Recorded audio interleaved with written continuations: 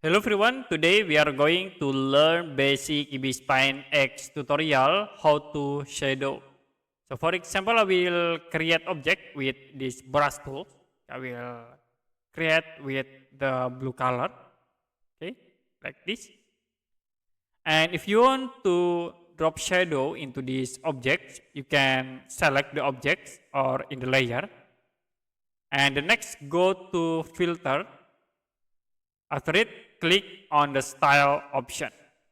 Now you can choose the drop shadow tool to be sure for the shadow, and then you can set for the reference in it, like you can set for the radius of the shadow, angle, and you can set also for the distance of the shadow. If you don't, you can click these icons to apply the shadow.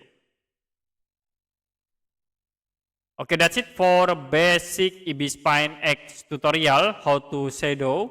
If you have any question about tutorial, you can comment below this video.